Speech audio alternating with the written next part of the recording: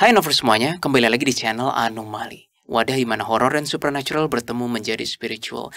Di video kali ini cukup straightforward, kami akan membahas semua pertanyaan-pertanyaan Anovers. Dan pertanyaan Anovers, wow, actually ini kami ngebuatnya di ending. Setelah kami syuting baru kami buat opening ini. Pertanyaan-pertanyaan Anovers berat-berat, gokil-gokil, gila-gila. Ya, udahlah, tanpa berlama-lama lagi, langsung aja stay tune, bakal keren kok ini.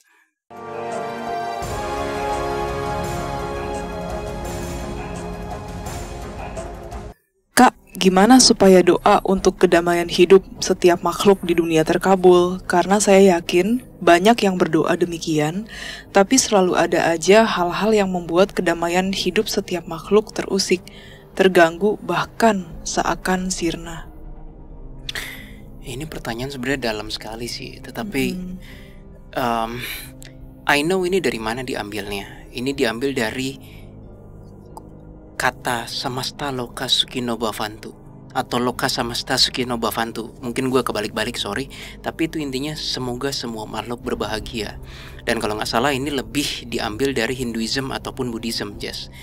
Cuma kalau gue boleh berpendapat, teman-teman, tolonglah diri kita sendiri dulu. Kayak ini pengalaman gue pribadi ya. Dulu waktu gue cuci piring loh, kata-kata itu muncul, semoga semua makhluk berbahagia. Terus tiba-tiba ada rasa kayak pengen berkorban supaya semua makhluk, setidaknya kalau gue bisa berkorban, badan gue pecah itu. Terus kayak setiap pecahan gue tuh bisa menolong setiap makhluk di universe ini. Niatnya mulia, niatnya, tetapi bukan itu karma kita. I guess rasa mulia dan rasa ketuhanan itu ada di setiap human. Hanya saja pas gue lagi cuci piring itu lagi aktif. Dan saking overwhelmingnya, gue merasa kayak mau pecah bener. Mungkin teman-teman nganggep, Bro Will ini cerita apaan sih? Kayak cerita dia ada ngadi-ngadi. Enggak teman-teman, itu gue bener-bener kayak kerasa kayak gue lagi cuci piring, kayak badan gue tuh mau burst gitu loh. Karena lagi ngerasa divine love yang tinggi banget. Gue ikutin perasaan divine love itu kan. Akhirnya tahu apa teman-teman? Direm Mama Ellie. Terus kayak ada suara, stop dik katanya, karena this is not the way katanya, bukan ini level manusia, bukan di sini katanya. Nah jadi balik lagi, kayaknya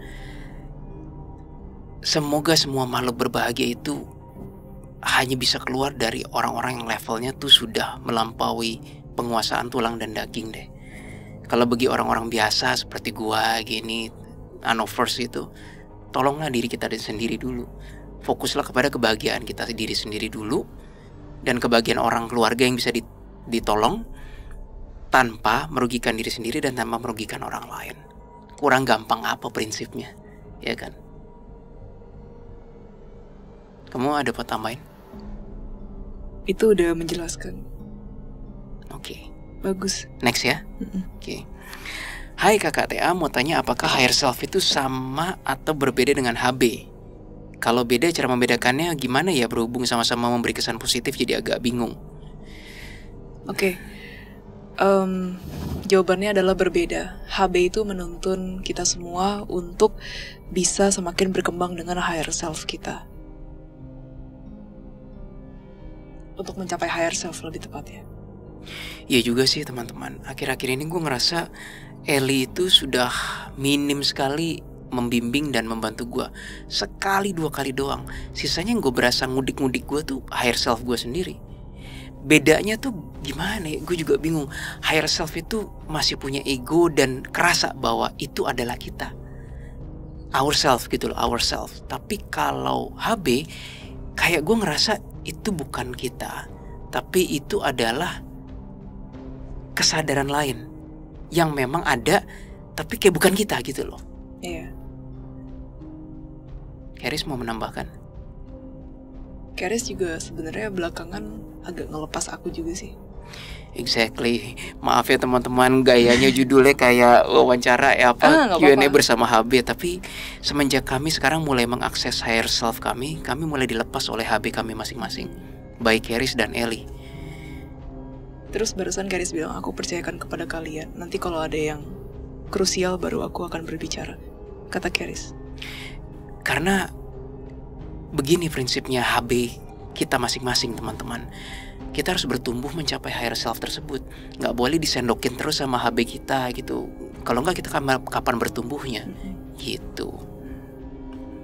Next. Mau nanya, kenapa sampah yang keluar dari tubuh manusia, baik keringat, urin, feses atau feses sih bacanya? Feses dan lain-lain termasuk darah yang sangat disukai makhluk astral, apa manfaatnya buat mereka dan kenapa seolah-olah semua bagian dari tubuh kita itu istimewa untuk mereka? Nggak ada manfaatnya guys. Kami pernah Oke, kami akan langsung, kata siapa Bro Willy gini-gini, dukun kan gini-gini.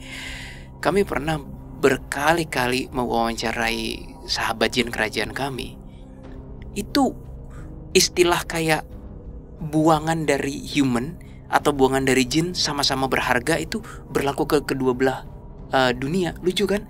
Jadi ibaratnya kayak manusia misalnya dibilang kayak ini dari air mani jin misalnya, atau dari darah jin misalnya. Sama, kami diskusi sama sahabat jin kami, di dunia jin pun juga ada istilahnya kayak ini air mani manusia, ini darah manusia. Kalau kami tanya sama sahabat kami, emang ada efeknya? Gak ada, it's just simply kekonyolan aja gitu. It has nothing to do. Gak ada sih sebenarnya. Gak ada sebenarnya. Dan tapi kalau bau darah valid. Bau darah valid. Entah kenapa darah itu paling valid di antara semuanya. Iya, tapi itu pun kita nemu darah dari praktisi, mohon maaf, kelenteng, ya kan? Itu darah human yang efeknya ke human juga dan narik astral gitu. Tapi kalau gara-gara darah jin terus kita jadi kuat, nggak pernah sih nemuin kami. Teman-teman. Dan para jin pun juga berkata hal yang sama. Fesesnya manusia bisa membuat jin jadi apa gitu? Enggak. Urinnya enggak guys, enggak. Itu gue juga bingung dari mana ya itu ya. Pengetahuan atau mindset seperti ini dan dari mana gitu. Ya, entahlah. Jadi sekali lagi, perpengalaman kami nggak ada istimewanya. In fact, sebaiknya teman-teman nggak perlu berpikir seperti ini sih, karena nanti akan resiko dibohongin sama oknum dukun. Jadi misalnya dibilang kayak amulet-amulet Thailand ini spesial dari perawan yang meninggal yang usianya baru di bawah 5. Men, gimana cara lo nemuin kayak gitu loh. Yang ada kita dibohongin, digoblok-goblokin sama penjualnya. Ya, dijual dengan harga MM-an gitu loh. Padahal nggak ada khasiatnya. Sama sekali nggak ada khasiatnya gitu. Lagian ngapain dicari gitu, langsung kepada Tuhan teman-teman. Gitu. Lanjut. Itu kan supaya kayak kesannya kayak wah gitu, barang langka kayak gitu nggak sih kesannya? Iya. Dan pasar itu selalu ada, dan gue akuin pasar itu selalu ada teman-teman. I mean, kayak misalnya I don't know lah istilah terminologi kita nggak mendalami, kayak bulu perindu yang gimana lah, gigi genruwo lah, atau apalah. Itu hal-hal yang kayak jenglot 10.000 tahun lah gini kayak. Jenglot 10.000 tahun. Sudahlah teman-teman, jauhi saja lah begitu. Soalnya gini loh, lebih banyak itu udah dijual di marketplace kemarin aku lihat. Lebih banyak tepunya daripada aslinya gitu. Kita udah nggak bisa tahu yang asli yang mana sekarang gitu. Lanjut. Bagaimana menghilangkan atau menetralkan rasa amarah, iri, dengki, kesal dalam kehidupan sehari-hari berinteraksi dengan manusia lain? Karena seringkali manusia punya tindakan dan sikap yang tidak sesuai dengan norma, etika, dan menguji kita untuk mempertahankan kemurnian hati. Sudah dijawab tadi. Iya, sudah dijawab tadi ya. Kalau gitu kita lanjut aja ya. Oke. Ini. Angel coba sebutkan hal-hal yang selama ini dianggap dosa buat masyarakat, tapi ternyata itu tidak dosa atau free will dan sebaliknya, supaya lurus ini masyarakat kita. Terima kasih. Aku dulu yang jawab ya. Atau kamu mau jawab dulu? Nggak apa-apa, aku coba calling Keris dulu. Ya. Kawil dulu. Baik, gue dulu yang jawab teman-teman. Biasanya sesuatu yang berhubungan dengan budaya, kultur, dan kebiasaan ini adalah yang apa katanya tadi, dosa buatan masyarakat, tetapi itu tidak dosa menurut alam semesta. Sekali lagi, yang berhubungan dengan kultur, kebiasaan, dan budaya. Ya, sebagai contoh misalnya hal simple kita bertamu ke rumah orang gitu, tapi kita nggak mau minum yang diberikan oleh tuan rumah. Ya kita nggak dosa dong gitu. Tapi di beberapa budaya dianggap dosa, lu harus menghargai gitu. Nah itu. Jadi biasanya akarnya dosa buatan manusia yang tidak dianggap dosa oleh divine atau alam semesta, itu yang sekali lagi berhubungan dengan budaya, kultur, dan kebiasaan masyarakat. Oke, kalau kamu mau nambahinnya apa? Misalnya nih kita kayak marah. Misalnya ada orang buang sampah sembarangan, terus kita marah ke orang tersebut karena dia membuang sampah sembarangan, itu nggak dosa. Ulang. Gimana? Misalnya ada orang buang sampah sembarangan. Iya. Terus ada orang lain lagi marahin orang yang buang sampah sembarangan. Aku lagi kurang enak badan. Terus kalau dibilang itu dosa nggak? Jawabannya nggak, karena masih sesuai dengan norma dan etika. Oke. Jadi itu contohnya. Kenapa Kawel? Begini deh, gue akan cerita sebuah kasus yang sangat familiar, dan kalau mau menjawab pertanyaan teman-teman lebih ke yang berhubungan dengan norma dan etika. Norma dan etika aja juga batasnya kan tipis kan, yes. Makanya lebih enak pakai istilah hukum. Karena kalau cuma sekedar etika susah, susah. Etika sekarang kayak, loh, gue ngelesin, gue terima, gue ambil fasilitas kantor, gue terima, boleh dong. Bingung nggak soal etika? Bingung. Tapi kalau ada hukum bilang jelas kayak nggak bisa, lu kerja di kantor ini, ya lu semua harus dibawa ke kantor ini. Makanya lebih enak semuanya dipakai dengan istilah hukum. Oke, lanjut ya. Anomali, bagaimana cara menyelamatkan roh leluhur atau keluarga dari kuasa kegelapan, baik itu ikatan perjanjian atau terkena sihir guna-guna ilmu hitam. Well, sebenarnya, ini aku boleh langsung jawab kali? Boleh. Sebenarnya kalau roh leluhur tersebut yang telah membuat perjanjian atas 100% kesadarannya dirinya sendiri, itu susah untuk dibatalkan perjanjiannya, maupun susah untuk orang lain interfere dalam masalah perjanjian tersebut. Karena si roh tersebut yang waktu masih hidup melakukannya kan. Betul, dan dengan 100% kesadaran, itu masalahnya. Berbeda dengan kutukan keturunan, yang bahkan kayak kasusnya V tadi itu, yang belum sempat mengaktifkan kode OTP, yang sebenarnya di mana dia itu tidak mau sama sekali, tapi dari leluhurnya menurunkan itu beda kasus. Kalau ini sudah jelas-jelas kan, ikatan perjanjian atas dasar kehendak bebas dengan 100% kesadarannya sendiri. Lanjut. Wah, bagus nih. Ini butuh help sih dari Keris. Halo Anomali, apa itu kesadaran menurut malaikat atau HB? Terima kasih. Keris, boleh tolong bantu nggak dalam hal ini? Kesadaran ya, kata Keris. Kesadaran adalah suatu bentuk, suatu rasa, suatu penglihatan, suatu pendengaran yang dapat dirasakan oleh entitas yang merasakan kesadaran itu sendiri.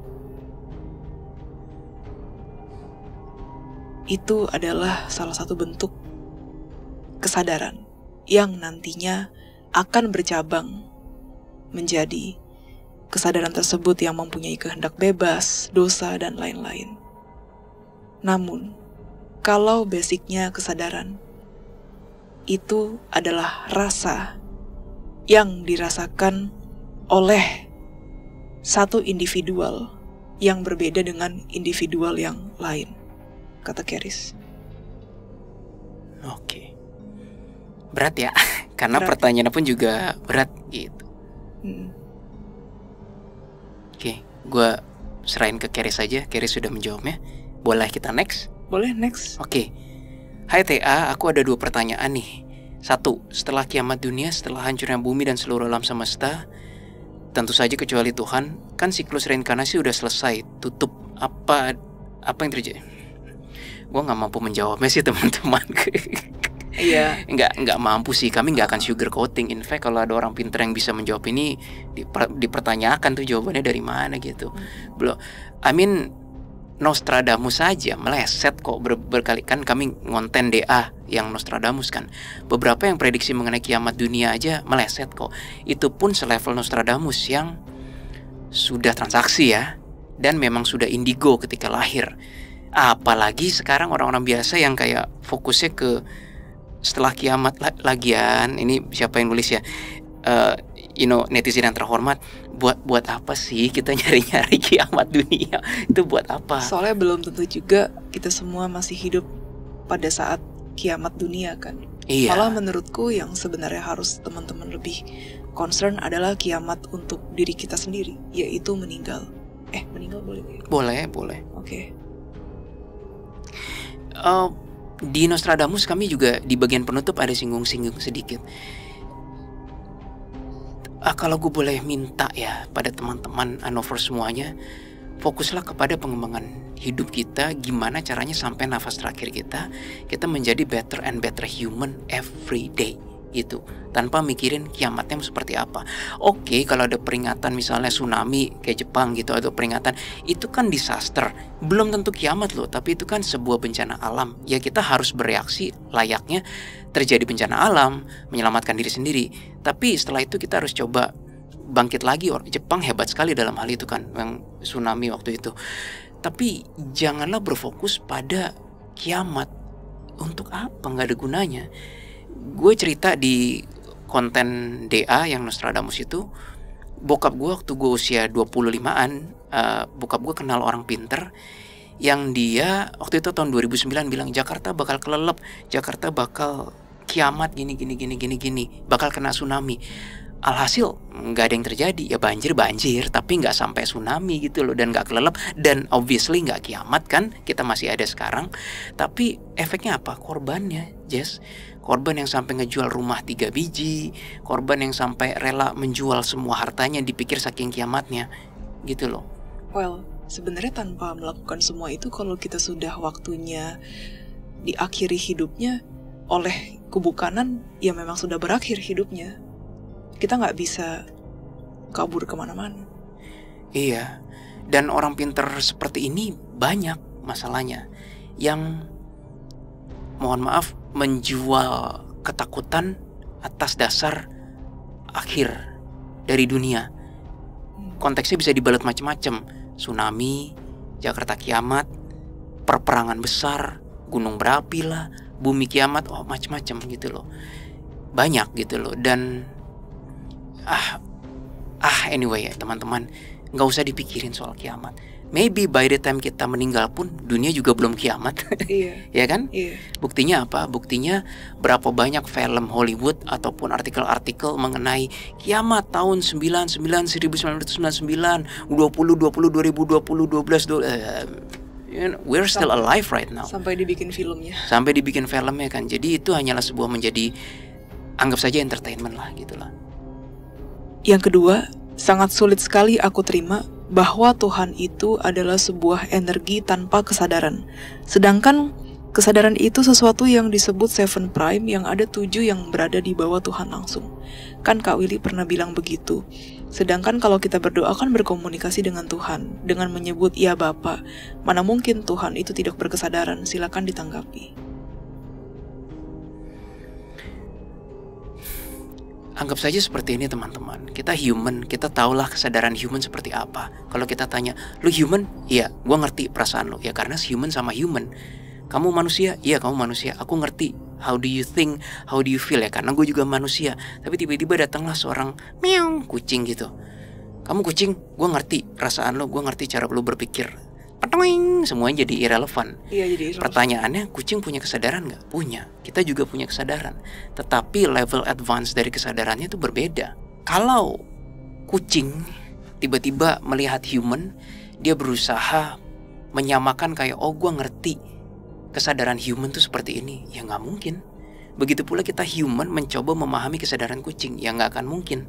Belum ada tools, instrumen sains yang memampukan kita human merasakan menjadi kucing, itu belum ada. Apalagi Tuhan atau Sang Sumber atau The Creator atau Yang Maha Kuasa. Bagaimana mungkin kita melampauinya? Kalau kita adalah creation dan Tuhan adalah creator, bagaimana mungkin kita melampaui kesadaran creator? Iya. Jadi sebenarnya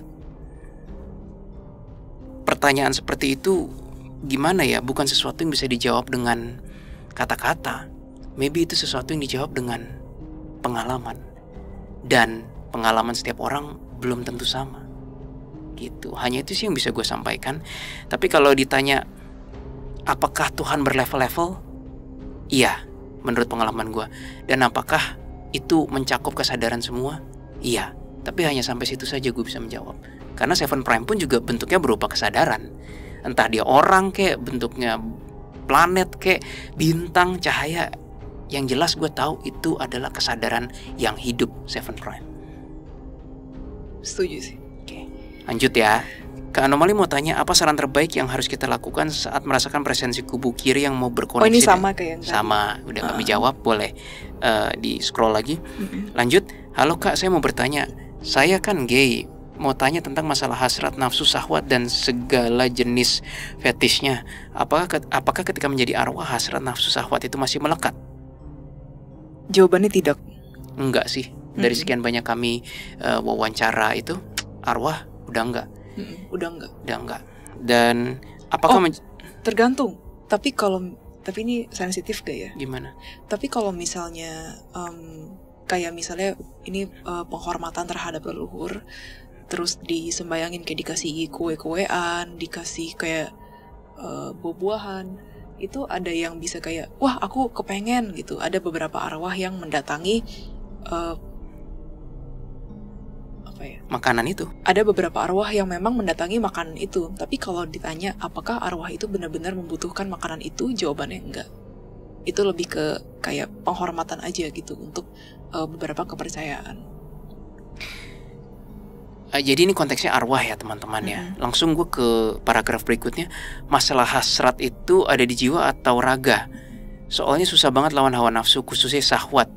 Itu makanya iblis jadiin syahwat ini sebagai kendaraan buat hancur. No.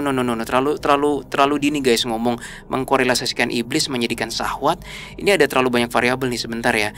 Hasrat juga dan syahwat. Kita bedain dulu ya. First, hasrat itu bukan melulu syahwat. Syahwat itu bagian dari hasrat. Gimana, setuju nggak? Syahwat itu identik dengan nafsu seks. Kalau hasrat itu ya hasrat, ego, keinginan, desire. Jadi nggak bisa disamain. Contohnya yang segerombolan arwah yang ingin mengambil makanan yang disajikan itu kan sebenarnya hasrat ya. Iya. Hasrat ingin mengambil walaupun tidak butuh. Betul. Arwah yang pengen hidup lagi, arwah yang masih kemelekatan, itu arwah hasrat. yang masih dendam, itu hasrat. Nah tapi ini kalau konteks pertanyaannya sepertinya lebih ke syahwat ya. Kalau begitu jawabannya adalah syahwat sudah tidak ada di dalam jiwa atau di dalam arwah. Karena memang kami wawancara gitu nggak ada. Begini teman-teman, kalau ditanya kamu human, ya jelaskan apa dirimu gitu. Pasti kita nggak jauh-jauh seputar kayak oke, gue pria tinggi 162 cm, mata gue sipit gini-gini. Kita menyamakan diri dengan tubuh. Begitu sudah menjadi arwah, nggak ada arwah yang menyamakan diri jadi tubuh fisik, tuh nggak ada. Arwah menyamakan dirinya yaitu energi. Memang mungkin bentuknya humanoid, tapi definitely udah nggak ada rasa punya penis, punya dan yang lain-lain itu. Yang kami wawancara udah nggak ada. Makanya syahwat terletaknya pada fisikal, bukan pada roh. Tapi kalau hasrat masih ada, masih dibawa di jiwa. Hasrat, perasaan itu masih ada.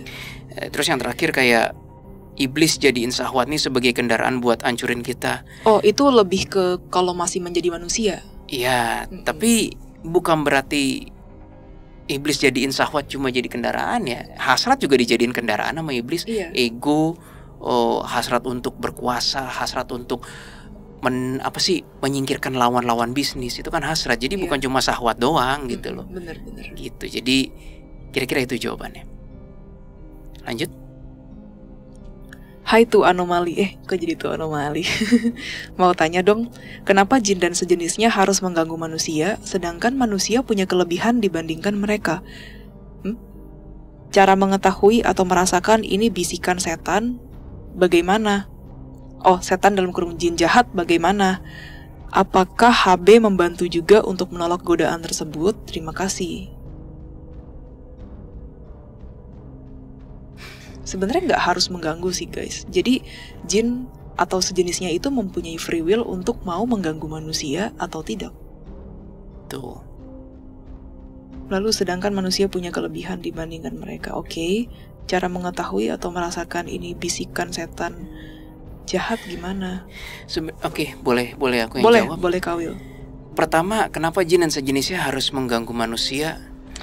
Karena natur dari mereka, teman-teman. Kalau andai kata manusia sama jin bisa hidup berdampingan dan saling ngelihat, gue yakin manusia juga ganggu jin. Sebagai contoh, manusia ganggu manusia nggak? Iya, karena sesama itu. Buktinya konten prank rame. Iya. Pertanyaan berikutnya, manusia ganggu hewan nggak? Nggak diganggu juga kan? Maksudnya diganggu juga kan? Kucing diganggu lah, dogi diganggu, binatang nggak salah diisengin sama orang. Kenapa diganggu? Karena masih dalam spektrum yang bisa diinterpretasi oleh manusia. Lah sekarang mau ganggu kuntilanak, ganggu genderuwo, ganggu jin gimana? Nggak bisa ngelihat gitu kan? Tapi jin mereka mampu melihat kita. Again yang gue bilang, karena mereka mampu ngelihat, pasti ada rasa pengen ngerjain gitu loh. Pada dasarnya, apalagi kalau creation akan mengganggu creation lain yang masih dalam seputar interpretasinya. Apalagi kalau manusianya nggak bisa ngelihat mereka, ya makin enak deh sih, kayak ibaratnya bayangin aja dia sesama manusia gitu. Misalnya aku bisa ngelihat Kak Willy gitu, Kak Willy kayak Hollow Man tuh, film Hollow Man, Hollywood. Tapi Kak Willy nggak bisa ngelihat aku gitu misalnya. Oh pasti kamu godain aku terus. Iya pasti seneng dong. Iya. Kan godain. Exactly, itu nature. Itu gue rasa pengen iseng gitu. Bukan manusiawi, apa istilahnya, itu udah understandable banget gitu loh. Terus kalau dibilang kayak manusia punya kelebihan dibandingkan mereka, mereka juga punya kelebihan. Buktinya mereka bisa melihat kita, ya kan? Iya. Ini waktu itu kami pernah wawancara dengan malaikat kan kalau nggak salah. Kayak manusia dianggap makhluk paling mulia itu adalah ungkapan yang sangat sombong sebenarnya. Sombong sekali. Siapa yang bilang bahwa jin tidak punya kelebihan dibanding kita? Bahkan mungkin dalam mengelola atau technological planet-planet bumi, mereka lebih maju dibanding kita. Dan kami kan pernah nanya pada jin kan, jin kok kalian nggak ada HB istilahnya. Kalau manusia kan dikasih HB, kalau jin nggak ada. Nggak bisa jawab mereka juga, tapi mereka bilang gini, mungkin karena usia kami yang relatif panjang dan natur kami yang relatif sudah lebih tua dari kalian manusia, kami dipercaya lebih dewasa dalam mengelola kehidupan kami sendiri oleh Tuhan katanya. Jin bilangnya Tuhan. Jadi ya coba, itu siapa yang punya kelebihan, siapa yang enggak, kayak semuanya punya kelebihan gitu loh. I think semuanya punya spek sendiri-sendiri sih ya. Yep. Nah langsung ke million dollar questionnya, apakah HB membantu juga kalau misalnya kita lagi digodain? Lebih ke arah kasih insight kalau HB. Insight itu maksudnya kayak ilham, kayak gitu. Iya, ini barusan yang jawab higher self gue nih. Tentu saja HB, tapi bukan terang-terangan menghardik, tetapi memberikan insight how to fight them. Iya. Itulah tugas HB. Betul. Mereka akan memberikan insight how to fight them, entah melalui doa, mandi, makan, atau berpikir yang lain, atau tarik nafas. Ikutilah instingnya itu. Apakah di saat arwah gentayangan masih terhubung dengan HB? Sampai mana tugas HB mendampingi berakhir? Wah ini Keris harus HB yang jawab, Keris.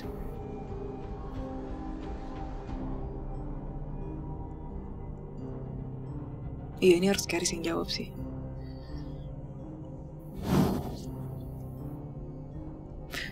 Keris kayak lagi sibuk. Ini aku ulang ya Keris. Apakah di saat arwah gentayangan, jiwa yang belum naik ke atas termasuk Arbis masih terhubung dengan HB? Sampai mana tugas HB mendampingi berakhir? Keris jawabnya sampai selesai. Sampai selesai waktu yang telah ditentukan oleh Tuhan. Berarti bisa berbeda-beda dong Keris, atau bagaimana? Iya, bisa berbeda-beda Willy. Tergantung situasi dan kondisi, kata Keris. Wow, itu aku baru tahu. Tetapi biasanya itu terjadi setelah manusia tersebut meninggal. Banyak juga dari manusia yang saat sudah ada di tangan malaikat pencabut nyawa, tidak lagi bertemu dengan HB-nya karena dinyatakan HB-nya sudah selesai dalam tugasnya dan sudah bisa ke tugas selanjutnya. Oh, oke. Jadi itu semua tergantung dari Tuhan yang menentukan, kata Keris. Oke. Udah jelas ya jawabannya ya teman-teman ya. Nggak bisa dipukul rata, tergantung dari amanat yang diberikan oleh Tuhan. Gitu. Ya udah, lanjut. Bagaimana caranya menghilangkan ilmu hitam yang ditanam di dalam tubuh? Dulu sempat juga berdoa dan berserah kepada Tuhan. Setelah itu badanku terasa ringan dari sebelumnya. Apakah benar-benar hilang atau bisa kembali lagi? Ini Keris jawab nih. Salah satunya adalah pikiran. Pikiran yang terus-terusan berkecamuk di dalam satu bidang tersebut, maka bisa dikatakan bahwa otak manusia akan ke arah pikiran tersebut. Tetapi sebaliknya, apabila seseorang tidak terlalu memikirkan hal tersebut dan hanya berfokus memberikan atau mengikhlaskan jiwanya ke hadapan Tuhan, maka bisa dipastikan jiwa tersebut bisa selamat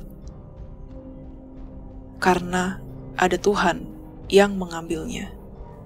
Jadi, pikiran dan keyakinan itu sangat berpengaruh dalam hal ini, kata Keris. Oke, thank you Keris. Itu sudah menjawab sih. Apakah di dunia astral ada definisi cantik atau jelek? Kalau di dunia manusia kan yang good looking punya nilai plus. Kalau di dunia astral gimana supaya dapat nilai plus? Makin kesini pertanyaannya makin unik-unik ya.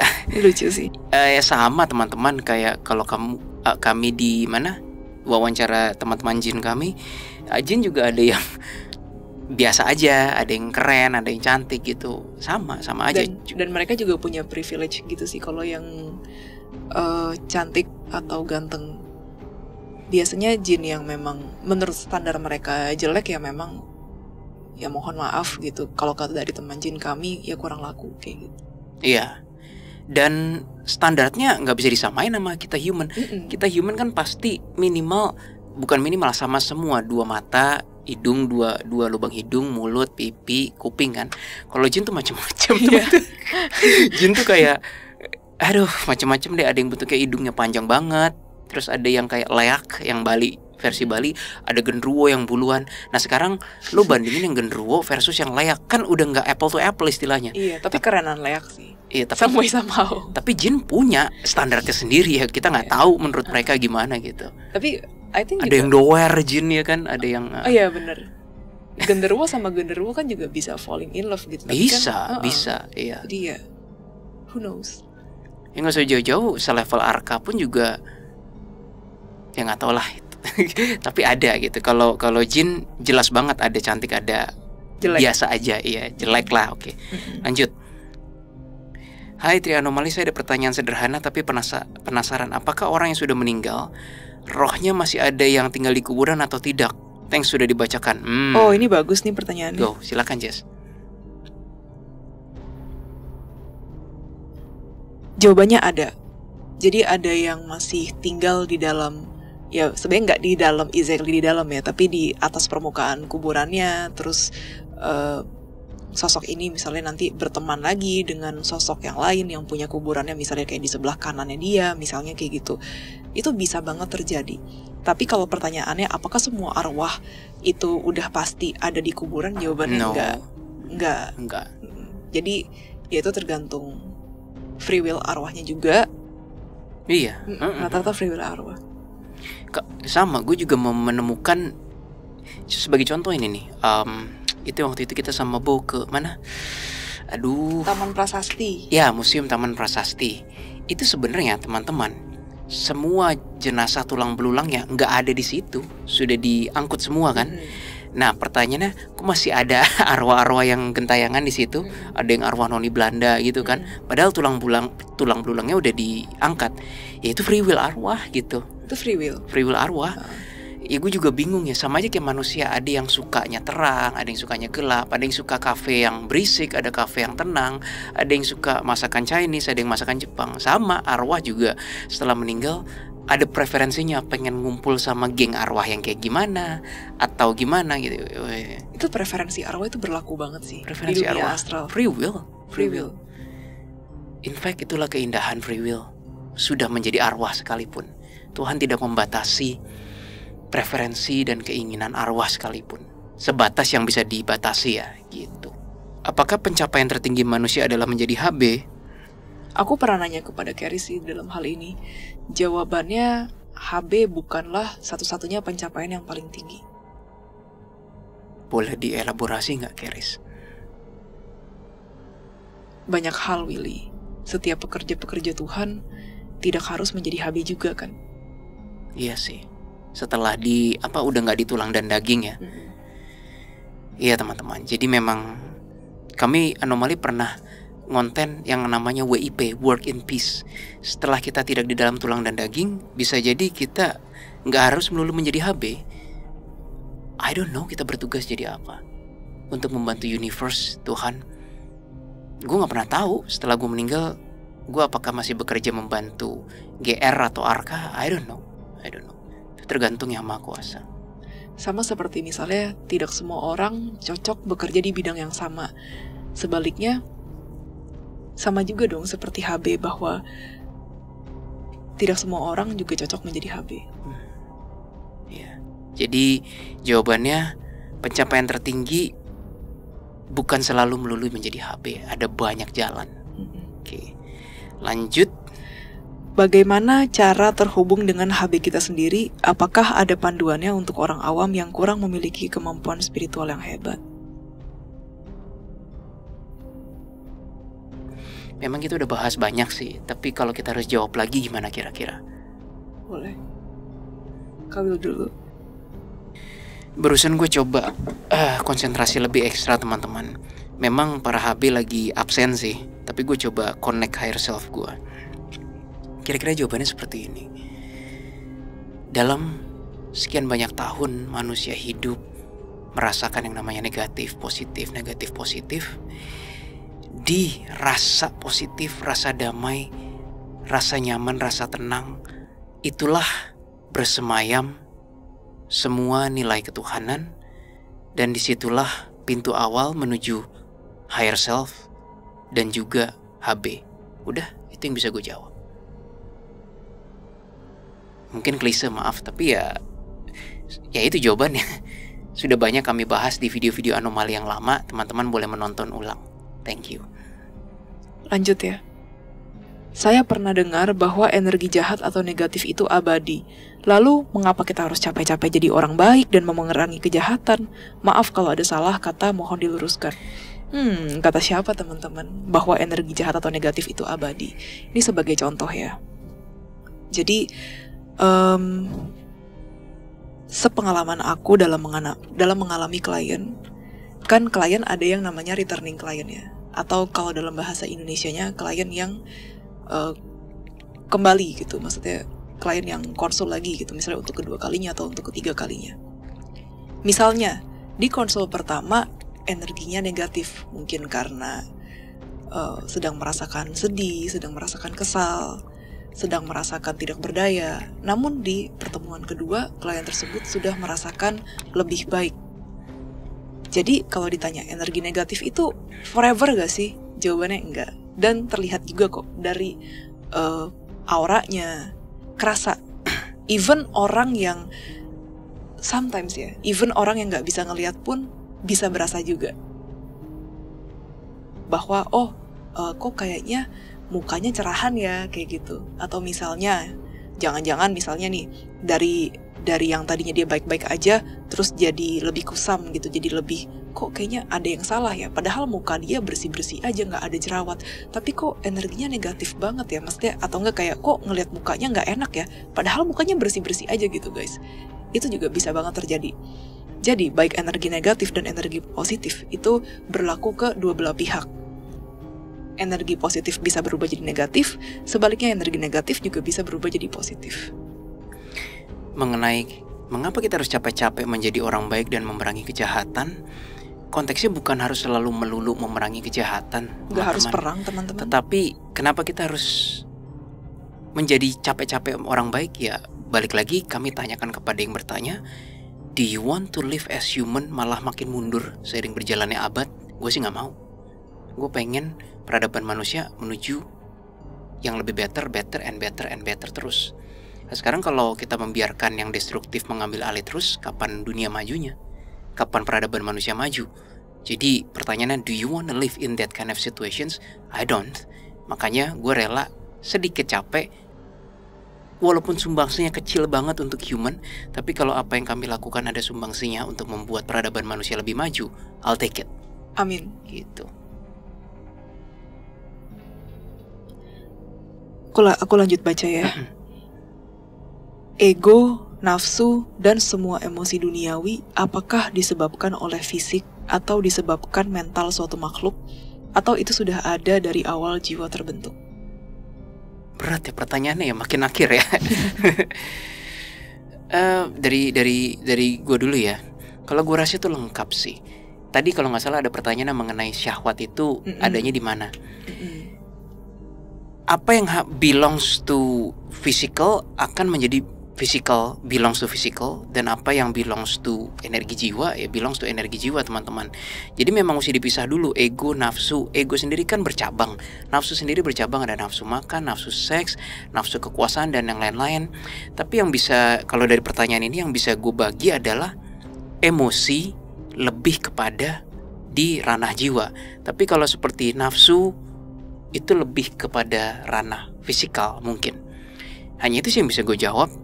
Kalau ditanya disebabkan oleh mental suatu makhluk, kayaknya enggak. Buktinya apa? Binatang lengkap lahir langsung punya ego, punya nafsu, ya kan? Ada binatang yang nggak punya ego? Nggak ada, gue lihat. Rata-rata mereka malah bisa saling. Ada binatang yang nggak punya nafsu dan ego. Nggak pernah lihat sih gue.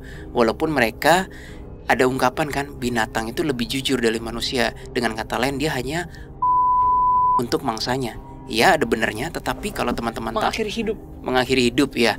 Teman-teman kalau lihat banyak loh, misalnya singa atau hipo itu apa ya bahasa Indonesianya ya? Kudanil itu mereka menghabisi klan pria, kudanil terutama pria-pria yang baru lahir. Itu kan ego, Jess. Supaya dia menjadi male satu-satunya yang bisa kawin terus. Nah, kawinnya adalah nafsu seksual. Begitu pula dengan singa. Singa itu akan mencoba mengalahkan male lainnya di dalam pack-nya itu, ya supaya dia berkuasa atas female yang lain. Itu ego. Ya, itu ego dan nafsu jadi satu. Iya, benar. Apakah itu disebabkan gara-gara iblis? Gua rasa sih enggak. Itu memang natur dari fisikalnya. Ya, kita kan sebenarnya human mewarisi adegan binatangnya juga, gitu kan. Sifat-sifat binatang ada di kita. Sifat survivability itu ada semua di kita. Cuma yang membedakan kita dari binatang ya teman-teman sudah tahu, akal, budi, pikiran, dan free will. Walaupun binatang punya free will, tapi ketika udah ngeliat makanan, binatang takluk dengan nafsunya. Tidak bisa binatang menguasai nafsunya. Manusia bisa. Itulah bedanya manusia dengan binatang. Yes, gitu. Apakah ada rencana TA collab dengan Adam Lucius dan Eileen Ho untuk membahas Seven Silit Asin? No. Lanjut. Dalam batasan seperti apa HB membantu anak didiknya ketika melawan kehendak bebas anak didiknya saat mau berdosa atau terjadi sesuatu pada anak didiknya? Wah, ini mesti Keris lagi nih. Keris, boleh tolong bantu jawab nggak? Please.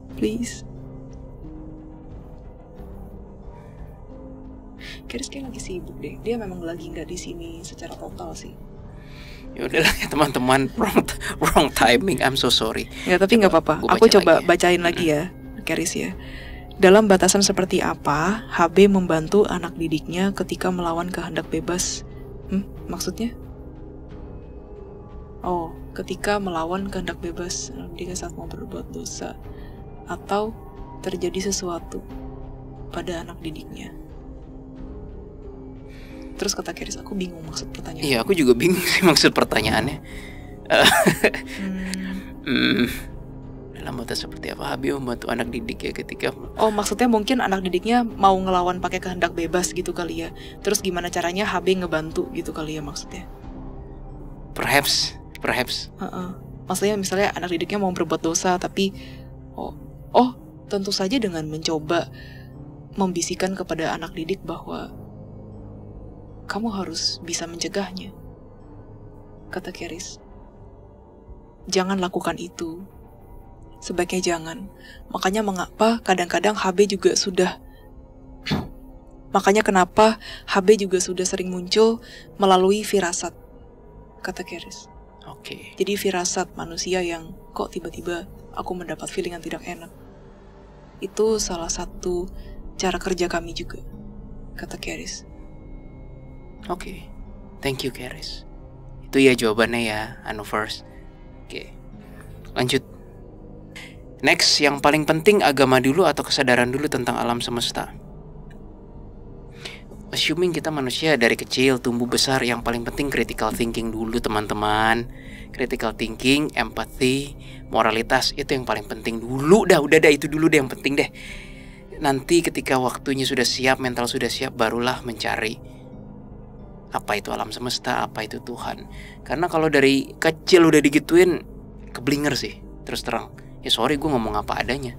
Gue lebih prefer setiap manusia yang lahir mulai detik ini digembleng critical thinkingnya, moralitasnya, empatinya, norma etika, hukum, pengetahuan sains dan yang lain-lain. Karena itu memajukan jelas banget itu memajukan peradaban manusia.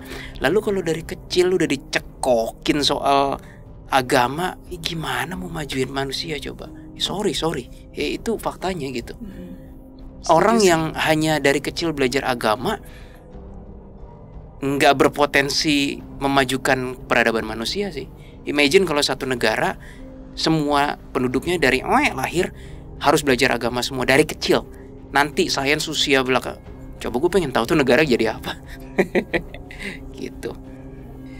Next, anomali, apakah perjalanan kita sebagai roh itu tak terbatas atau akan ada titik akhir yang akan kita capai sebagai makhluk ciptaan Tuhan? We need to ask higher being ini. Apakah perjalanan kita sebagai roh itu tidak terbatas, dan apakah ada titik akhir yang akan kita... Tidak terbatas. Kata Seven Prime. Ini Seven Prime. Tidak terbatas perjalanan. Wow. Sorry, Seven Prime kira-kira ngomong begini. Ketika kalian kesadaran mencapai titik di mana yang kalian sebut sebagai waktu, past, present, future, menjadi tidak lagi relevan, di situ kalian akan mencapai tahap berikutnya dalam yang kalian sebut tak terbatas. Gua nggak ngerti Seven Prime ngomong apa, tapi intinya gitu. Jadi kayaknya itulah level selanjutnya roh itu sampai tahap itu, dimana time itu udah bukan lagi sesuatu yang past, present, future. Wow. Gitu. Just wow. Oke. Lanjut. Ini apa nih? Next. Halo tim Anomali dan HB, saya ada beberapa pertanyaan. 1. Untuk orang yang sering berbicara dengan dirinya sendiri di dalam hati, apakah HB juga ikut berdialog secara tidak langsung? Biasanya kami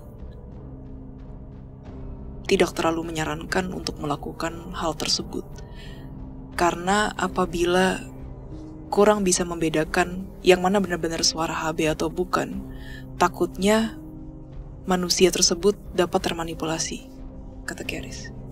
Ya, gue mau nambahin, di video Anomali kami pernah berkata lebih baik jangan diharapkan. Tetapi ketika kita lagi nggak siap, tiba-tiba mendapatkan satu informasi yang intinya hanya setetes, namun begitu diginiin, blar, jadi kayak seperti 1000 tetes gitu, itulah HB. Saking padatnya informasi itu, kita sampai nggak bisa mikir ini informasi apa, itu dari HB. Yeah. Jadi sesuai kata Keris, nggak direkomendasi untuk berbicara berdialog gitu. Lebih ke nggak usah diharapin, tapi nanti ketika waktunya ada, mereka pasti udah hadir, gitu ya Keris ya. Yang kedua, bagaimana membedakan saran dari HB dengan pikiran biasa atau bahkan intrusive thoughts? Itu dia, kata Keris, yang tadi aku sebutkan. Sulit kan? Sulit. Intrusive thoughts itu masih distracting loh teman-teman. Kadang ketika kami bekerja menangani klien, ini nih si intrusive thoughts ini nih kadang masih distracting dan gue bingung, bentar ini informasinya bener atau enggak. Kalau gua sih mengatasinya dengan latihan, tapi kan tidak semua teman-teman Iya, betul. pekerjaannya seperti kami, jadi nggak direkomendasikan. Baru gitu. mau bilang, aku juga sebenarnya maksudnya bisa aja gitu tiba-tiba ada intrusive thoughts atau misalnya kayak tiba-tiba ada manipulasi. Pernah kok ada iblis yang berusaha manipulasi jadi Keris, itu pernah. Makanya itu dibutuhkan latihan. Ya in this case untungnya kami udah latihan selama bertahun-tahun untuk bisa membedakan gitu. Ya tapi who knows gitu kalau misalkan kedepannya tiba-tiba ada yang jago banget apa gimana terus berusaha untuk mengelabui. Well, tapi untungnya gitu seenggaknya kan kita bisa prevent, bisa mencegah itu kayak gitu. Dan itu dibutuhkan latihan yang cukup memakan waktu dan tenaga, teman-teman. Seven Prime menyampaikan sesuatu, tapi mohon maaf ya teman-teman kalau terkesannya sombong. Seven Prime bilang, tidak, kalian tidak. Sekalian sudah melewati threshold kalian tuh kita berdua. Tidak bisa yang sampai 100% terkelabui, itu sudah tidak mungkin. Karena sekalian sudah jauh melewati threshold itu katanya. Mungkin bimbang masih bisa. Mungkin tidak yakin masih bisa. Tetapi bahwa 100% terkelabui itu sudah tidak mungkin. Thank you. Karena kalian sudah melewati thresholdnya katanya. Thank you. Dan banyak manusia-manusia lain yang bisa kok mencapai tahap itu katanya. Itu kata Seven Prime. Oke. Kata Keris, iya, itu benar adanya Willy. Cuma gue sungkan nyampein ya, no first takut dikira sombong gitu loh. Cuma ya udahlah, gue sampein apa adanya gitu. Ya tapi kan memang gak cuman kita doang yang bisa kan, teman-teman kan juga bisa semua. Betul. Ya. Gue dosen musik. Memang gue sudah lama tidak aktif dalam mengajar musik. Tapi gue sudah melewati threshold tertentu yang ketika gue udah denger chord itu, gue udah langsung tahu itu chord major, minor, dominan, major 7, minor 7, half diminished. Gila, masih ingat semua. Itu gue udah tahu semua dan sudah melewati thresholdnya, bahkan nggak mungkin lagi gue terkelabui gitu loh. Kecuali pianonya fals. Jadi kalau orang mencet gini-gini, gue udah nggak bisa lagi, nggak tahu itu apa tuh nggak bisa, sudah tahu begitu. Sekali dua kali nggak yakin gara-gara pianonya bunyinya jelek ya bisa, tapi sampai totally salah total nggak bisa lagi, karena sudah melewati thresholdnya. Nah, yang ketiga, apakah HB dari seorang adik dan kakak itu juga saling berkomunikasi sehingga kadang adik kakak ini punya pemikiran yang sama? Itu bisa terjadi. Jadi beberapa kasus dari klien kami, misalnya waktu itu konteksnya lebih ke ayah dan anak sih. Ya, HB ayahnya ini berdiskusi dengan HB anaknya bagaimana caranya supaya ayahnya bisa lebih terbuka pikirannya, bisa enggak terlalu kemakan sama emosi. Waktu itu sih kayak gitu. Jadi jawabannya bisa. Jawabannya bisa. Teman-teman. Lanjut. Apakah HB kita bisa marah atau ngambek dan gak membimbing kita lagi kalau kita sudah keluar jalur terlalu jauh? Daripada marah atau ngambek, lebih ke sedih, teman-teman. Banyak kami melihat HB sedih banyak. Gitu. Jadi kalau mereka gak membimbing sih enggak ya. Enggak. Mereka akan terus-terusan senantiasa membimbing. Tapi kalau mereka sedih, banyak sekali kami lihat. Lanjut. Yes, kamu. Halo Trianomali, mau tanya, kita bisa melawan atau menentukan takdir sendiri nggak? Soalnya saya tanya HB saya ataupun untuk kakak Arka yang bertugas untuk saya, jawabannya ada yang berbeda-beda. Terutama untuk spiritualitas saya yang dikatakan ada yang setuju saya belajar, ada juga yang tidak. Tapi balik sendiri ke kehendak bebas. Kalau seperti itu, apakah artinya pilihan saya berpengaruh terhadap takdir? Well, kita baru kemarin menemukan ada seorang klien yang sangat amat unik. Jadi, klien ini itu mempunyai jalan yang sangat bercabang. Berbeda pada orang-orang pada umumnya yang misalnya ya kalau misalnya kamu jalan ke ini lebih mentok, kalau misalnya jalan ke ini misalnya kayak merasa lebih bernapas atau gimana atau lebih enak. Nah, tapi untuk case klien yang unik banget ini, bentar, apa sih pertanyaannya, aku lupa. Bentar ya, jangan dipotong ya please.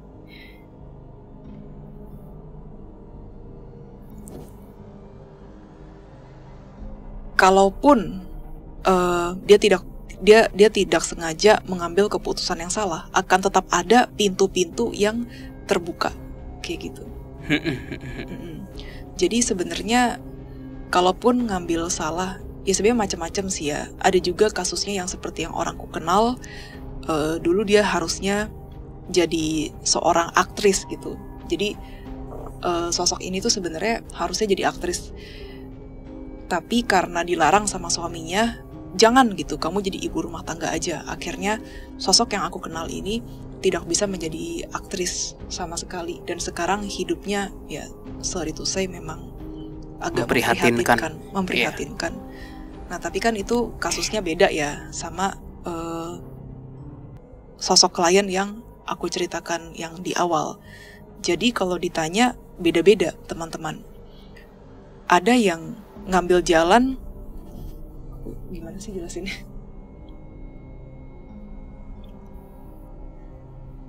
Ada yang ujung-ujungnya lebih ke arah menentukan takdir sendiri, tapi ada juga yang ujung-ujungnya pilihan itu membawa ke kehancuran, itu juga ada. Ada. Tapi bahwasanya kami waktu gue pertama-tama kenal Jesslyn, ada berbagai entitas tinggi, bukan HB waktu itu, mungkin HB yang masih standby ya, yang belum ada tugas, itu bisa berbeda pendapat loh dengan Ellie dan Keris. Jadi mereka tidak berniat jahat, tetapi mereka juga punya pandangan perbedaan bagaimana membimbing dengan caranya masing-masing. Jadi perbedaan pendapat pun juga bisa terjadi di HB pun, atau aku salah Keris? Tentu Willy. Ya, oke, itu jawabannya teman-teman. Tapi yang penting kan tujuannya satu. Betul, tujuannya Kata untuk Keris. kemajuan anak didiknya. Gitu. Makanya kalau di HB saja sudah bisa terjadi perbedaan, di level arka, malaikat pun itu juga bisa terjadi perbedaan. That's why ada yang namanya fallen angels juga. Kalau nih, terus ada yang tanya lagi, kalau seperti itu apakah artinya pilihan saya berpengaruh terhadap takdir? Nah, kalau yang klien yang unik ini, yang tadi aku ceritain, itu mau dia salah jalan pun entah kenapa selalu kayak terbuka takdirnya gitu. Iya, kubukanan tuh mengintervensi banget. Anehnya begitu.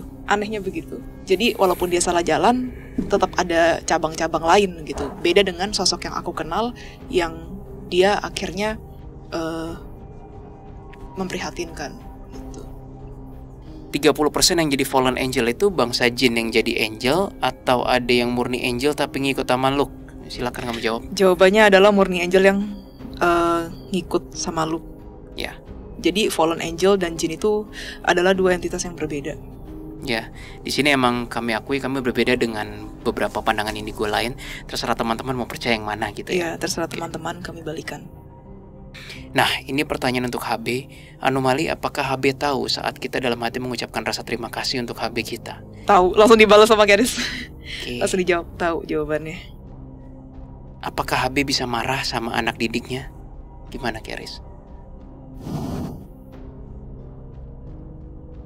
Untuk aku tidak, tapi aku tegas aja. Barusan kayaknya higher self aku bocorin deh. Apa? Bisa. Buktinya Ellie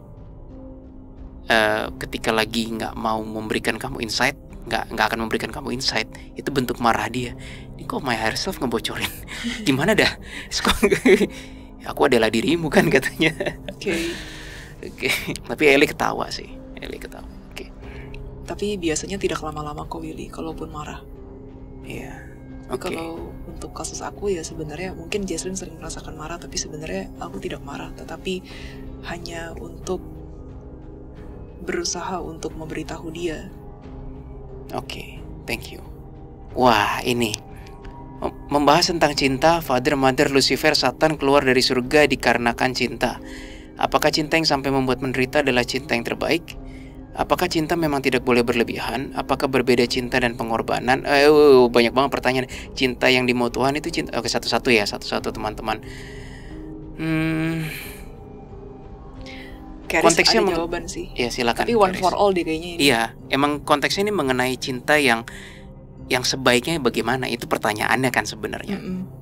Ya, silakan Keris.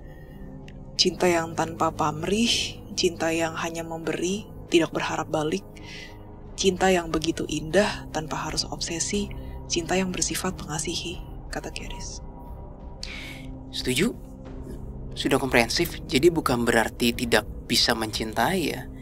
In fact, kalau kita hidup sebagai manusia tidak pernah merasakan mencintai manusia lain, itu kok rasanya menyedihkan banget ya. Sorry. Ya, kayak robot dong ya. Ya kayak robot. Gue tidak pernah mengatakan bahwa mencintai orang itu nggak boleh atau sebuah sebuah sesuatu yang terlarang, enggak sih. Tapi seperti yang Keris bilang tadi, cinta tanpa pamrih, cinta yang mengasihi, ya itulah yang standar cinta yang sebaiknya gitu. Sekarang aja banyak robot yang udah bisa ngomong I love you. Yeah, exactly. Tapi mengenai mereka keluar dari surga karena cinta, kami no comment karena itu bukan cerita kami gitu. Tapi ada satu yang menarik, Jess. Apakah cinta yang sampai membuat menderita adalah cinta yang terbaik? Sebenarnya ini bukan dari gue loh. Ini mungkin kayak jalan atau sebuah kebetulan. Tadi siang aku ngeliat Instagram dari pastor namanya pastor kan ya. Sebenarnya dia Kristen gitu. Dia sebenarnya dulu mahasiswa. Aku nggak mau sebut nama takut ketahuan. Tapi dia sekarang jadi pastor. Nah, dia bahas mengenai cinta. Dalam hal ini kan bagi teman-teman yang Kristen tahu bahwa doktrinnya adalah Yesus mengorbankan dirinya untuk menyelamatkan umat manusia kan. Nah, si pastor tersebut bilang, love doesn't always make sense. Cinta tidak selalu harus semuanya make sense. Apa sih bahasa Indonesianya? Masuk akal gitu kan. Terus intinya ya Tuhan Yesus berkorban untuk itu, di mana letak make sense ya katanya. Nah, jadi udahlah sampai situ aja deh gue ngomong deh. Tidak gue prefer hidup jadi manusia, merasakan cinta dan mencintai, daripada I spend the rest of my life sampai tua tidak pernah merasakan cinta sama sekali. Titik. Wah, ini seru guys. Hai TA, mau bertanya, kenapa di dunia ini tercipta berbagai agama? Di dunia jin pun terdapat berbagai agama juga. Apa maksud dan tujuan Tuhan menciptakan? Tuhan nggak menciptakan agama guys. Kenapa tidak satu agama saja? Karena seperti kita tahu berbagai agama ini menciptakan perpecahan antar manusia. Oke. First of all, harus sama dulu ground understandingnya ya. Gue boleh dihujat, tapi gue juga boleh berpendapat dong. Dengan bold gue menyatakan Tuhan tidak menciptakan agama. Yang menciptakan agama murni human. Agama ya. Atas dasar apa gue ngomong gitu? Atas dasar seperti ini. Ketika bumi diciptakan, sudah ada agama belum? Belum. Ketika bumi diciptakan, ada tanaman, ada agama nggak? Tidak ada. Ketika bumi diciptakan, ada tanaman, ada bumi, ada laut, ada binatang, sudah ada agama belum? Belum. Begitu manusia ada agama kan? Jadi yang nyiptain siapa? Masa mau bilang Tuhan? Jadi sorry, gue tetap pada pendapat gue, agama diciptakan oleh manusia. Gitu. Itu kita mesti sama dulu ground understandingnya. Ya kalau teman-teman nggak setuju ya nggak apa-apa juga. Tapi kan untuk menjawab harus ada base-nya dulu yang sama. Nah, berikutnya, kenapa di dunia tercipta berbagai agama? Ya karena manusia yang nyiptain tadi itu. Iya. Kenapa gitu kan? Bisa menciptakan perpecahan? Karena udah gabungan sama politik. Exactly. Kenapa tidak satu agama saja? Ya, gue yakin bukan hanya Anda nih yang berpikir seperti ini. Banyak manusia lain yang berpikir, kenapa nggak satu agama aja? Jawabannya tidak mungkin, karena pasti berantem, konflik, dan nggak ada pihak-pihak yang nggak mau. Ya dong, misalnya kayak sorry lah, gue ngomong fakta. Agama terbesar di dunia Kristen dan Muslim, ya kan? Nah sekarang mau dijadiin satu agama dong, mana mungkin? Yang satu ntar marah lah. Iya. Pengikutnya, atau yang Islamnya doang yang dijadiin agama terbesar di dunia gitu, satu aja. Yang ininya marah lah, yang Kristen lah. Nggak bisa gitu, nggak mungkin, udah nggak mungkin. Jadi kalau gue bilang agama ciptaan manusia, masuk akal kan, gitu. Kalau dibilang berbagai agama ini menciptakan perpecahan antar manusia, ya agama itu benda mati. Yang menciptakan perpecahan ya manusianya sendiri. Betul. Gitu. Jadi kalau ditanya apa maksud tujuan Tuhan menciptakan berbagai agama, itu pertanyaan yang nggak bisa gue jawab karena pertanyaannya irrelevan, dikarenakan bukan Tuhan yang menciptakan agama. Kalau orang sudah meninggal, apakah bisa mendengarkan doa kita dan tahu setiap saat kita menangisi almarhum tersebut? Jawabannya ada yang tahu, ada yang enggak. Iya, di sini kami juga masih bingung kenapa ada yang dibiarkan merasakan, ada yang diblok oleh entitas Grim Reaper gitu. Keris jawab. Go. tergantung kedewasaan dari jiwa tersebut, Billy. Oh, berarti Tuhan turun tangan dong, Keris, dan pekerja-pekerja Tuhan turun tangan di sini. Tentu saja, kata Keris. Ada yang memang beberapa jiwa yang harus melihat hal-hal yang bisa dibilang perlu dengan kedewasaan yang lebih. Ada juga beberapa manusia yang tidak ditakdirkan untuk melihat hal-hal yang lebih. Itu dikarenakan oleh jiwa manusianya sendiri juga belum mencapai tahap kedewasaan yang seharusnya. Oke, thank you, Keris. Kata Keris. Jadi betul sesuai dugaan gue, Anovers. Jawabannya ada yang diberi akses, ada yang sengaja diblok untuk kebaikan. Ya Tuhan, betapa baiknya Tuhan mengintervensi lo. Itu teman-teman harusnya udah sadar by this moment bahwa kubu kanan Tuhan dan pekerja-pekerjanya itu tidak pernah meninggalkan human sekalipun ketika human udah jadi arwah gitu loh. Kadang-kadang manusia take it for granted. Kata Keris, sorry, Keris dulu. Belum dewasa bukan berarti berdosa, namun ini kita bicara atas level kesadaran dan level kedewasaan. Bukan untuk sombong-sombongan pula, namun ya semakin dewasa jiwa, maka semakin mudah untuk melewati beberapa proses. Jadi sekali lagi jawaban dari pertanyaan ini tidak selalu tapi bisa juga terdengar, tergantung intervensi dari kubu kanan. Oke, lanjut. Selamat sore TA, saya mau tanya, apakah kalau kita sudah dibaptis dalam nama Bapa, Putra, dan Roh Kudus serta percaya Yesus Kristus, maka kalau kita mati pasti masuk surga? Jawabannya enggak ya teman-teman. Kenapa? Karena kalau misalnya sudah dibaptis tapi ternyata teman-teman malah melakukan tindakan yang sebenarnya merugikan manusia lain, ya tidak sesuai dengan norma dan etika yang seperti Keris bilang tadi, merugikan, pokoknya benar-benar merugikan orang lain, ya gimana caranya bisa masuk surga gitu. Kalau teman-teman nanya, apakah kami anomali pernah ketika bersama klien melihat foto-foto arwah dan nama-namanya itu banyak yang Kristen dan gak masuk surga? Banyak. Seperti yang tadi aku sebutkan di awal, yaitu cerita tentang Dante tersebut. Ya, Dante yang tadi sempat dibahas di awal. Ada salah satu ceritanya dia bahwa pemuka agama yang terjun di neraka. Iya, cuma sekarang supaya mengademkan situasi, I know doktrin Kristen, I know. Bentar, tapi aku boleh meluruskan dulu ya. Dan pemuka agama yang diketahui Dante tersebut juga yang memang dimana itu beragama Samawi. Yap. Yang sudah dibaptis pula. Oke. Sekarang jika ada Anovers yang Kristen yang ingin mempunyai mindset bahwa ketika aku sudah dibaptis dalam nama Bapa, Putra, dan Roh Kudus, aku pasti dijamin keselamatan, itu 100% hak teman-teman ya. Percaya pasti masuk surga, itu pun hak teman-teman untuk mempercayai tersebut. Kami di sini nggak mau menggoyang kepercayaan apapun, kami hanya mengutarakan apa hasil lapangan yang sering kami temui. Betul. Gitu. Apakah berarti orang Kristen yang dibaptis juga ada yang masuk surga istilahnya? Oke, ada dong. Ada. Jelas kami nggak bilang nggak ada gitu loh. Jadi jangan dipukul rata. Yang menurut kami kurang tepat atau keliru adalah kalau dipukul rata semua yang dibaptis sudah pasti otomatis masuk surga. Itu yang kami nggak setuju. Gitu. Tapi ini pendapat kami, boleh kan? Gitu. Next.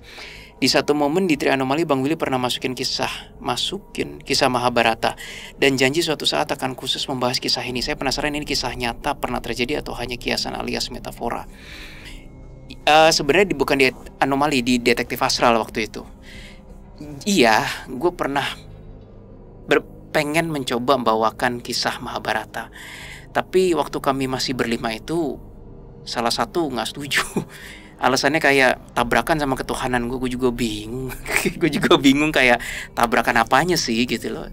Ya in fact kami udah tinggal bertiga doang anyway sekarang. Cuma ya itu penyebabnya kenapa kami Detektif Astral nggak bisa bahas Mahabharata, karena satu dari anggota kami waktu itu nggak setuju. Sekali lagi alasannya karena tabrakan dengan ketuhanan, yang gue juga nggak mau ngutik dah. Kalau lu udah ngerasa tabrakan sama ketuhanan, lu udah deh, kayak daripada berantem kan, udah gitu kan. Tapi kalau dari gue sendiri, kayaknya ini kisah nyata, karena bukti-bukti sejarahnya banyak yang mendukung ke arah situ, termasuk Rama Bridge, dan banyak di Discovery Channel, National Geographic, kota Dwaraka, kotanya Sri Krishna. Wah, Mahabharata itu luas sekali teman-teman. Kayak memang gue cukup hafal di luar kepala, tapi kalau untuk menjawab pertanyaan ini, yes, gue rasa itu pernah terjadi. Tetapi akurasinya gimana, itu yang nggak jadi dibahas di Detektif Astral gitu. Karena sekarang tinggal bertiga, I guess boleh lah kapan Boleh, kita bahas. tapi kan Bow punya list yang kayak kita mesti bahas dulu. Oh iya. Biar gimana pun kan kami menghormati Bow, begitu. Kan yang mau kita bahas itu kan supernatural Jess ya. Gue masih nggak ngerti lah kenapa dia nggak setuju tabrakan dengan ketuhanan. Jadi sampai sekarang gue berpikir ya, nah kalau begitu gimana caranya kita bisa netral bahas apapun yang bersifat keagamaan gitu loh. Gue sendiri walaupun gak akan gue publish ya, tapi gue akuin kok, Anovers semua, kami DA Anomali pernah diem-diem meneliti Vatikan. Dan latar belakang gue Kristen bukan berarti kayak gue ngerasa insulted gara-gara wah gue meneliti Vatikan terus kok kayak nggak banget tabrakan. Nggak ada hubungannya sih. Kalau memang ditemuin sesuatu ya ditemuin sesuatu, kalau memang nggak ditemuin sesuatu ya nggak ditemuin sesuatu. Gue tidak pernah takut untuk menelaah secara spiritual ataupun itu ya, karena gue netral sih gitu. Jadi gue nggak merasa bahas apapun itu tabrakan ya dengan ketuhanan ya. Kan ketuhanan itu prinsip hidup sendiri, bukan berhubungan dengan sejarah. Gitu. Oke, sampailah kita pada pertanyaan terakhir teman-teman. Hai tim TA dan HB, aku punya pertanyaan mengenai karma. Mengapa ada karma yang datangnya sangat cepat dan ada yang datangnya lumayan lama? Adakah faktor yang menjadi penentu jarak waktu datangnya karma pada manusia? I need help, Garis. Jawabannya memang ada patokan waktu. Dari kacamata Tuhan mungkin belum tentu orang tersebut sudah keterlaluan untuk mendapatkan karma. Masih ada pengampunan pada saat jangka waktu tertentu. Namun ketika orang tersebut terus-terusan melakukan hal yang seharusnya tidak dilakukan, ya sampai di titik itu karma tersebut akan mulai terjadi atau mulai balik kepada dirinya sendiri. Oke. Thank you, Garis. Kalau ditanya waktunya itu kapan, jawabannya hanyalah Tuhan yang tahu. Oke. Dan biasanya pekerja-pekerja Tuhan yang ada di Dan biasanya pekerja-pekerja Tuhan yang ada di divisi karma itu juga mendapat perintah dari Tuhan. Kata Garis. Oke. Thank you, Garis. Sekian dulu video dari kami kali ini, cukup panjang teman-teman. Kami sudah sangat letih. Thank you ya bagi Anovers yang sudah setia dan menonton sampai hampir 2 jam ini. Please klik like, share, subscribe, dan sampai jumpa pada video-video anomali yang lain. Thank you banget buat pertanyaannya. Tanpa pertanyaan Anovers semua, kami gak akan bisa menyajikan video ini. Sekali lagi thank you, see you and bye-bye.